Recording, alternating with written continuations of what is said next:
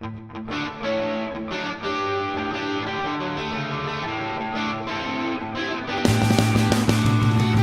threatened are you professionally by the fact that you have a bright and beginning to be well-recognised son as a writer?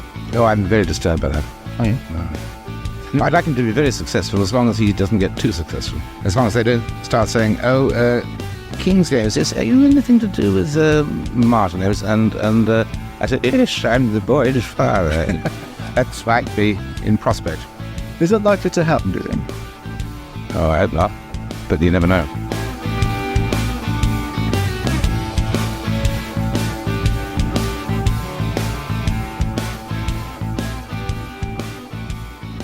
It gives me great pleasure to kick off my Martin Amis with Matt D'Ancona, author, award-winning columnist, and editor-at-large for The New European. First of all, a big welcome and thank you to you, Matt. Thank you very much. Jumping at the chance to be the first guest on this series. What an honour. What a great way of memorialising him, and it's terrific. We are, of course, speaking about a month after the news broke of Martin Amis's passing. How did the news come to you? How did you find out? I saw it on social media, actually. I wasn't aware that he'd been seriously ill. I gathered from people that he'd become much more tired and reclusive and so on, but I hadn't any idea about the fact that he was mortally ill. It was really quite shocking. I mean, I remember vividly the day Joe Strummer died, for example.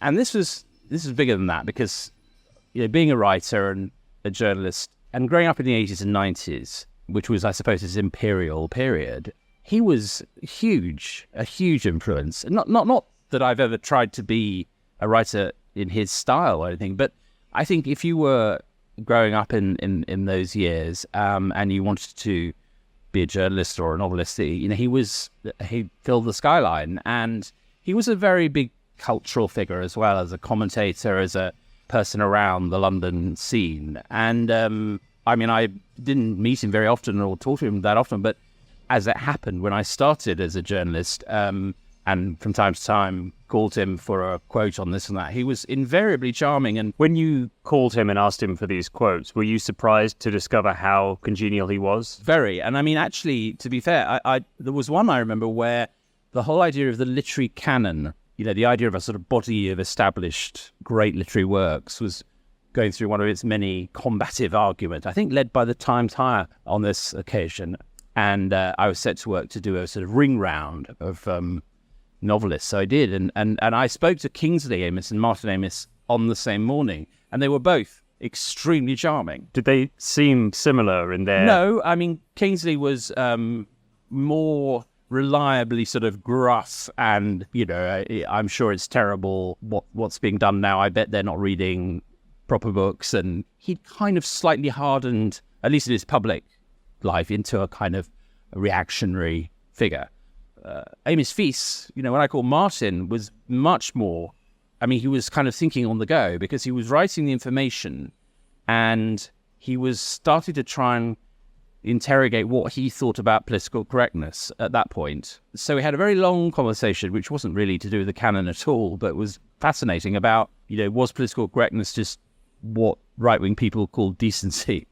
Or was it a kind of scolding, pinched mentality that would close down the imagination? And he was extremely open-minded. When you say he was open-minded, where did he appear to fall in this particular argument? I think he was genuinely, he thought very, very deeply about things and wasn't ever willing to just sort of swallow the orthodoxy du jour.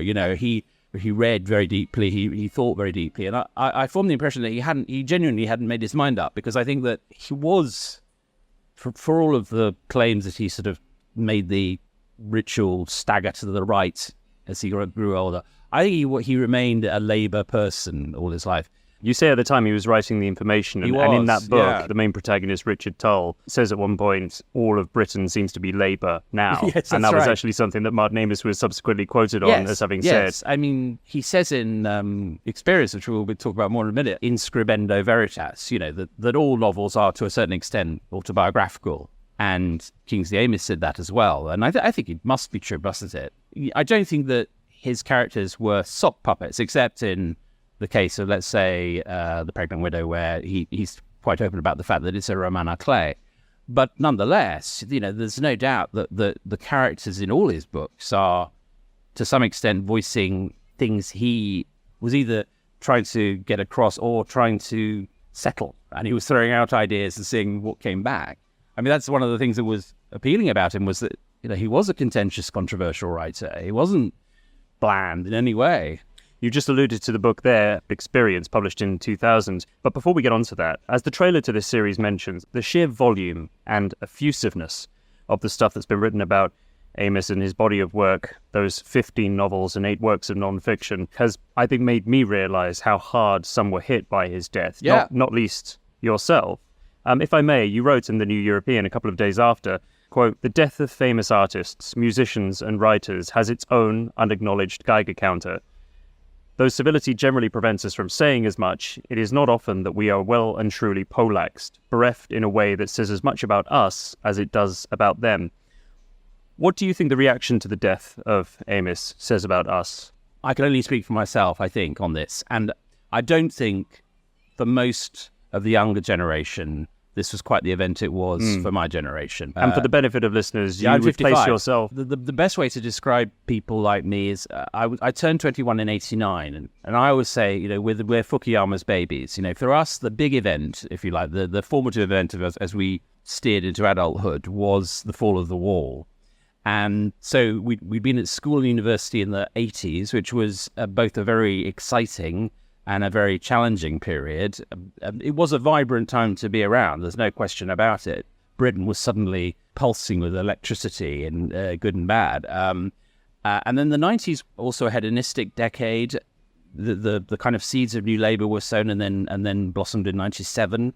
Clinton in America. There was a kind of false dawn that the world was going to now kind of settle around market capitalism and liberal democracy. Of course, this was instantly proved to be a vanity project, in the sense that the collapse of former Yugoslavia, not to speak of the desperate inequalities that started to emerge all over the world, showed that this was not going to happen, and that what lay ahead was going to be much more bumpy and much more unexpected, and in some cases pathological. But that's my background, and in some respects, I find myself now reflecting deeply upon the errors of that decade, and how we're now faced with what to do about what followed.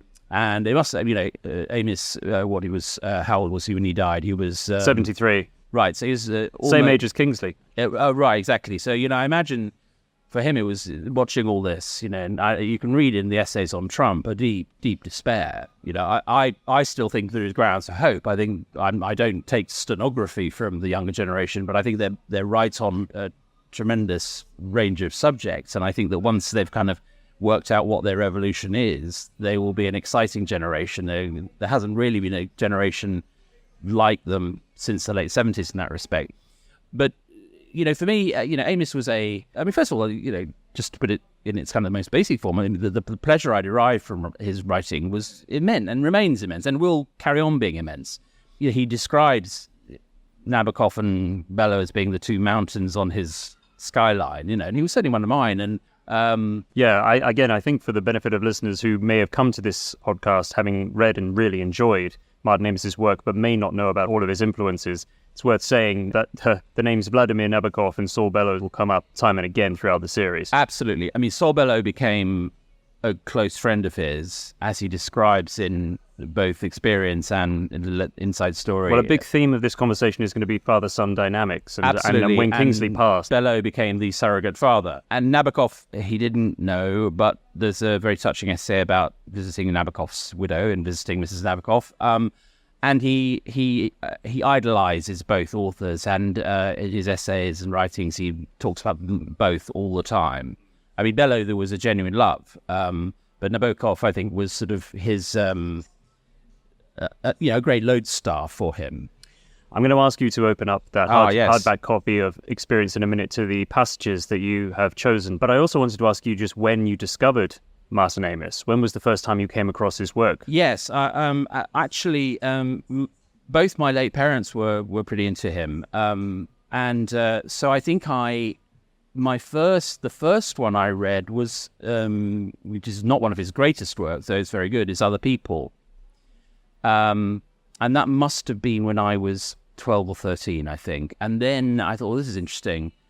And then I can't get the sequence exactly right, but then I remember the absolute sort of literary sledgehammer of Money, which was, and then that I think was a kind of cultural event in a way. I mean, it was a book that so accurately captured very early on what was to be the spirit of the 1980s, and that made a massive influence. And what after that, I was really off to the races, and I wanted to read everything he'd written. So I read the shorter, as he put it, well-behaved novels back to Rachel Papers in, I think, 73. That's right. I think Other People sits between, obviously, his first novel, The Rachel Papers, and Money, which was released in 1985. And I don't know who will be fortunate enough or maybe unfortunate enough to pick that book as the one to discuss, because it is such a pivotal work. It's probably going to come up more than once throughout the series, to be fair. I completely agree. I mean, it's huge. And then the sort of trilogy of Money, London Fields, and The Information were, massive. Let's get into Experience. Well, what is the first passage that you would like to discuss? I guess I'll go in order in the book. Experience, as I say, published in 2000, a memoir. I suppose by way of prelude that he just turned 50 when it came out, and he famously says in a number of places that when you turn 40, you stop saying hi and start saying bye. So he was well into the bye stage. I was 32 when Experience came out, so I was still on the high side of the fence. But I guess I was beginning to contemplate, middle age. You always think you're going to get away with it. You're going to be the person that doesn't get middle age. But, you start to realize you are actually. And I became a father the following year. And so it was a very, very good time to have this. And he'd had this tumultuous 1990s in which all sorts of things had happened. Another big theme of this conversation would be friendship, and there was a famous breakdown of a friendship with Julian Barnes. That had happened. The Information's advance was £500,000. He changed agent. And that had caused a huge stir. Has had the cost of his teeth. And, most moving of all was and tragic was the discovery in 1994, I think, of his cousin Lucy Partington's remains at the Fred and Rose West house, and he deals a lot with that in the book. But this passage just is very moving, I think, because I wanted to mention it because I did know Christopher Hitchens, the late Christopher Hitchens, because of my journalistic life, and it's well known, and they've both written it that they were very close, and it describes a conversation with Hitchens, and then moves into a description of the despair he feels about his two sons as it becomes clear that the divorce with Antonia is going to happen and it's all gone wrong. He's speaking to Christopher Hitchens. It has all followed hard upon, I said to him, that lugubrious Christmas when suddenly it was my turn. Breakup, separation from children, health crisis, Lucy Partington, Bruno Fonseca, that's his new brother-in-law to be, Sol Bello in the ITU, and a 5-year novel, The Information, begun in peace and finishing now in spasm war. Christopher sat there, offering his presence. Say as much as you like, or as little as you like. He could contemplate me, I felt, from a vantage of senior humanity. Acknowledging this, I said, all I need now is the death of a parent. But here, for a little while longer, is the house on Horseleach Pond. Here are the trees where Christopher and I, at the age of 36, stood posing for photographs with our sons in our arms, Louis, Alexander. The women taking the photographs were Antonia and Eleni. And there would be other births, Jacob, Sophia. All this is going to go. All this is going to disappear. This will fail. I will fail. I said to myself, look at it. Look what you've done. There is the rented car, a different rented car, in which you will drive alone to Logan. There is your wife crying in the drive. Behind her are your boys on the patch of grass, with that zoo of theirs, the frogs, the turtles. Thank you. Reflecting on that passage, what does it evoke for you? It's incredibly good on the... I can't think of many evocations in literature that are as moving on the pain of divorce and the guilt of the what you inflict upon your children. But it's also terribly powerful about his relationship with Hitchens, because they were like brothers, more than brothers, really. Yeah, they were as close as two people. He used to say, as close as two men can be without being a married gay husband and husband. And I thought that was a brilliant way of describing it. And it was true. And he says in the Charlie Rose interview where they're remembering Hitchens, he and James Fenton and Ian McEwan and Salman Rushdie, he says, Hitch would occasionally try, I think it's very funny. But they were unbelievably close. And the point he always used to make in interviews was that Hitchens was the one friend to whom he could say literally anything without any fear of judgment. The structure of experience is extremely bold, because typically he doesn't opt for the I was born in 1949.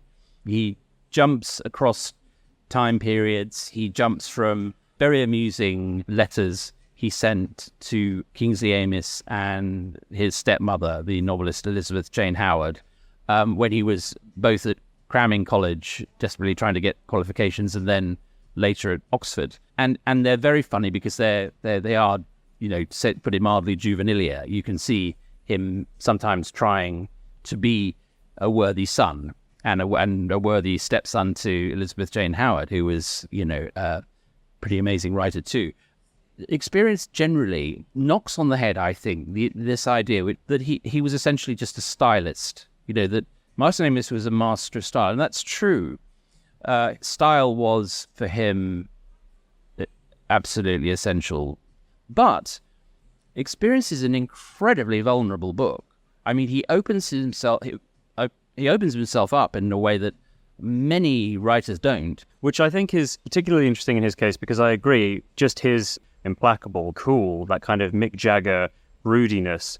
I could never imagine Martin Amis weeping. Yes, it's funny, isn't it? Because, I mean, even if he was on Newsnight, he spoke in complete paragraphs and with such confidence. But that confidence, I think, was hard won. I remember reading an interview where, I think he may mention it in Experience, actually, that he always had a slight tremor in his hands, which is fascinating, a compulsive smoker.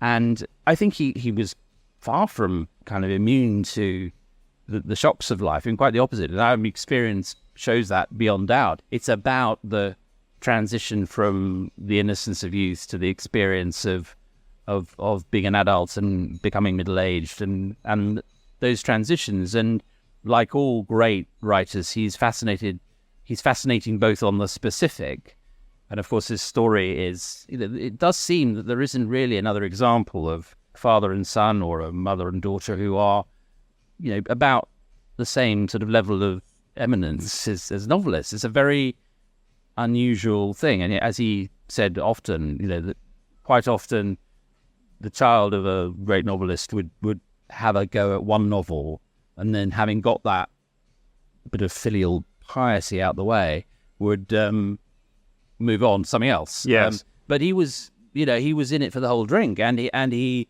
devoted his life very seriously indeed to writing. And also, I think one thing he had in common with Kingsley, which has come through in Experience and elsewhere, is this great sense of the fact that the English language requires dedicated custodians. They were both, in very different ways, really, really passionate about usage and cadence and rhythm and correct use of punctuation and what words really mean. And he's brilliant on that in the Experience, but in lots of other books too. He has some excellent lines on structuring sentences, Yes. what to avoid. Be careful of using words that, in their etymological sense, don't add up in the sentence you're putting them in. So the word dilapidated, he says, comes from the Latin lapis, meaning stone. If you talk about a dilapidated forest, you're technically applying a word that really can't describe what you think it can. Can apply to a quarry. Quite. His and his father's custodialism is exactly why I think many now see that as being terribly white male and stale. Patriarchal and imperialistic and so on. In the sequence at the beginning of this episode, listeners will have heard a 1973, I think, interview with Kingsley. He's joshing, but you can tell that there's an undertone of seriousness. His anxiety about his son's rise to stardom and how he would like him to be successful, but not too successful. You might have a passage in the book that deals with this directly. Well, I mean, shall we get into that? One of the themes in the book is his alarm at Kingsley's decline, and this passage is they've had a fantastically fractious dinner about where Nelson Mandela has been the main theme. So this is Kingsley Amis speaking. Let's change the subject. Okay, just one thing. Get some new dirt on Mandela while I'm in America because your old date is hopeless. Let's change the subject. Let's go back to women and queers and children. Agreed. Just one thing. You're a leaf in the wind of trend. Sealed with the fiery liqueurs, the dinner ended amicably, as it always did. But Kingsley's face, now rising from the table, registered real alarm. What I was seeing was an exponential alcoholic kick-in of trouncing efficacy. I reached out towards him. On a traffic island in the middle of the Edgware Road, that eternally disreputable thoroughfare, with its northwestward trek from Mammonic Marble Arch, past the pubs and offies and slot arcades beneath the Westway, past Little Venice, until it subsides into Maida Vale, where we lived in a house with Philip and Jane 30 years ago, Kingsley fell over. And this was no brisk trip or tumble. It was a work of colossal administration. First came a kind of slow leak effect, giving me the immediate worry that Kingsley, when fully deflated, would spread out into the street on both sides of the island, where there were cars, trucks, sneezing buses. Next, as I grabbed and tugged, he felt like a great ship settling on its side. Would it right itself or go under? Then came an impression of overall dissolution and the loss of basic physical coherence. I groped around him looking for places to shore him up, but every bit of him was falling, dropping, seeking the lowest level, like a mudslide. I got him home in the end. He found some balance, some elevation. I wedged my shoulder in his armpit and slowly hauled. The incident never stopped being about 3% comic, even with his face at knee-height and his eyes stark with apprehension. Like a man disappearing into a swamp, he never lost that glimmer of astonished amusement at what was happening to him, at the weight he carried, at the sheer greed of gravity, at the wheel of years. "Dad, you're too old for this shit," I might have said to him. But why bother? Do you think he didn't know? You're too old for this, Dad. This kind of lark, this kind of caper. You're too old for this. It's so hard not to laugh. I mean, that whole passage is at least 93% comic. The two bits that absolutely colossal administration is just such a Martin Amis phrase. Only he could deploy a phrase like that to describe his father falling over in alcoholic wreckage, right? It's brilliant. Somehow it's just right. His observation about everything being at least 3% comic was a real insight for me, and also a consolation, because it's absolutely true that even death has its comic moments. There's no doubt about it. You know, there's a kind of comedy around absolutely every aspect of the human condition. And both of them spent their lives looking for that 3%, if you like, and trying to pin it down in literature. It's a moment about their profession, the trade they shared.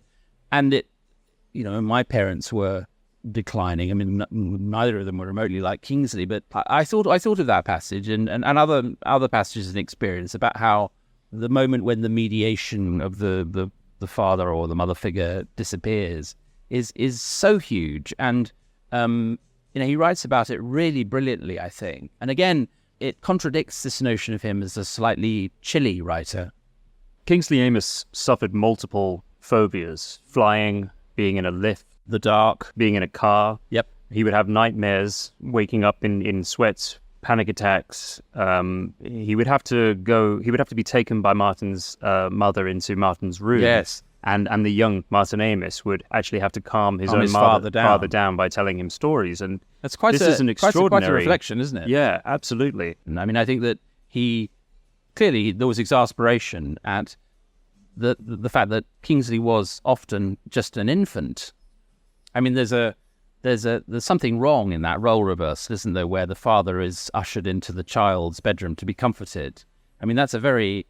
He doesn't write in any judgmental way about it, but when you reflect upon it, that's a huge burden to place upon a child. And it's strange too, isn't it? Because Kingsley was of a generation where men were conscripted. Stoic. I mean... yes, and, he in his later years, ended up in this curious menage where Hilly, Martin's mother, and her, I think, third husband, if I'm right, moved in basically to help have a place to live, but also to look after Kingsley, because Kingsley was completely incapable of looking after himself once he and Elizabeth Jane Howard had parted.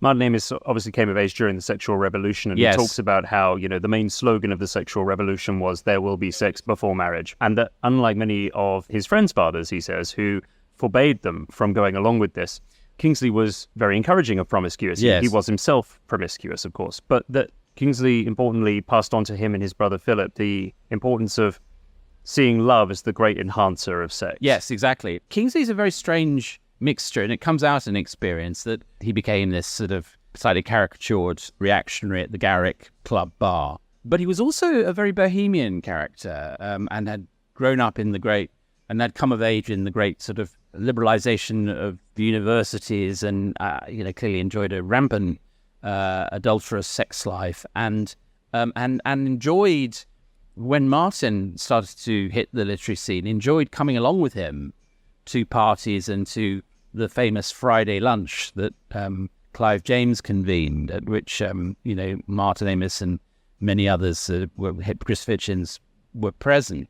You, as a writer, must have taken an awful lot of inspiration and influence from Martin Amis, at least in principle. What did he teach you about writing? Well, one thing he taught me was that I probably wasn't going to be a novelist. I mean, I have written 3 thrillers, okay, but they were fun and I really enjoyed them, and there are bits of them that I wince at and bits of them that I think about they're okay. But I really believe passionately, and if people don't like it, that's just too bad, that people who write columns, and journalists generally actually, should be immersed in good fiction, because good fiction gets into your neural system and tells you how to write. Now, actually, Amis, as you mentioned, Jack, does on occasion literally tell you how to write. But let's say he didn't.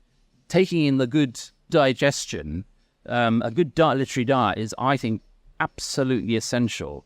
And I do worry about it, because I think that the sort of exam factory that education has become, added to the kind of collective suspicion of past writers, if you like, is militating against people who are interested in writing as a way of life, as a livelihood, really making it their business to read books like this. When I started at the Times in 1991, the gender and ethnic mix was not good, but the socioeconomic mix was a lot better than it is now in most newsrooms, partly because the pay of journalism has just fallen. And there were a lot of reporters in the Times newsroom who had come up through the provinces.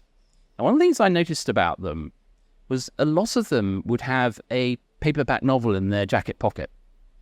It was quite a tell, if you like, that these were guys who were hard as nails, really, really hard-boiled news reporters and editors. But they too, without any great show, valued the word, the language, saw working at a newspaper like the Times as a massive honour, which indeed it was, and I think it still is. And I do worry that quality control just inevitably has become less possible, I suppose, because the pace of digital life and the multiplicity of platforms, which is a good thing, by the way. I mean, the podcasting revolution, for example, has added a whole new layer to the way that we can communicate. But that part of me, which is rooted in my upbringing, thinks, I hope future journalists don't just read today's popular writers, that they go back, and read Joan Didion and James Baldwin and the autobiography of Malcolm X and Kerouac. And what often I find when I talk to 20-something writers and steer them in the direction of that kind of stuff there's a delight at discovering that actually ideas which they thought were invented in 2012 have rather deeper roots, and they like it. To call back one last time to your New European article, yes, we may not commemorate with candlelit vigils and instantly painted murals novelists, but we do podcasts. And I'm glad, once again, to have you on the podcast, Matt. Thank you very much for your time. One last passage. What will that passage be? Well, as we've discussed, experience goes all over the place. And one of the final sections is his writing up of a visit to Auschwitz, which, as we know, he wrote 2 novels about, Time's Arrow and The Zone of Interest. The Zone of Interest has just been made into a movie, which I gather is quite good, thus breaking the Amos movie-making jinx. But one of the themes in Experience is also the discovery of Lucy Partington, who was killed by was disappeared for 20 years, and then her remains were found at the home of Fred and Rose West. So that is mentioned in this. And it's a typical sort of segue in Amos's writing, to move from a kind of universal horror to the specific of the personal, if you like. And in a way, it ends the book. I mean, there is a little bit more, but it's the summation of what the book is about, and an explanation to the reader of, if you like, what he's learned, but also how baffled and mystified he still is by the world. So he's talking about the Holocaust. Any serious immersion in this subject will take you through several phases.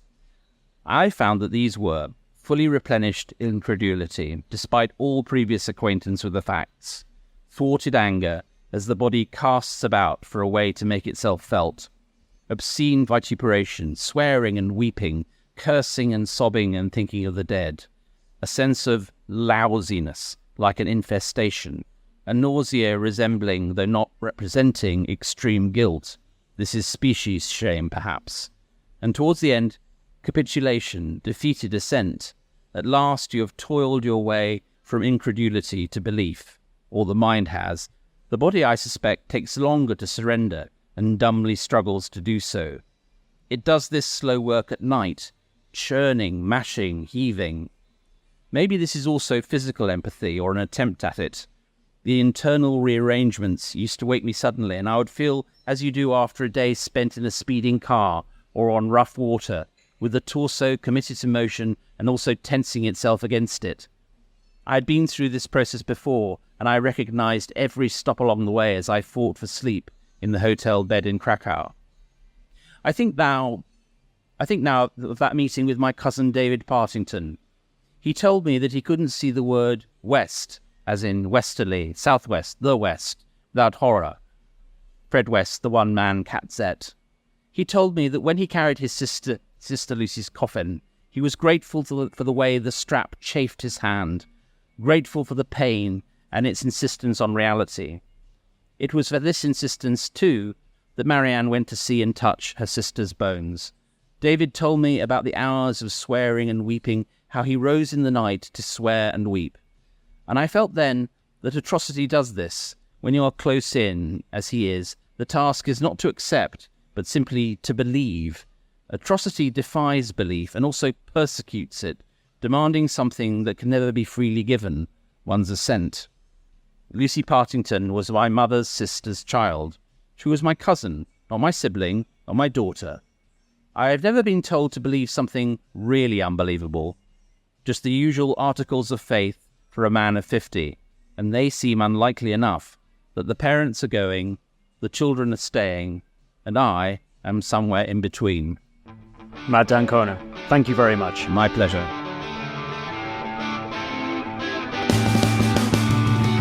Thank you for listening to My Martin Amis with me, Jack Aldane. Like, share and subscribe wherever you get your podcasts, and be sure to follow us on Twitter with the handle @MyMartinAmis to find out who's up next on the series.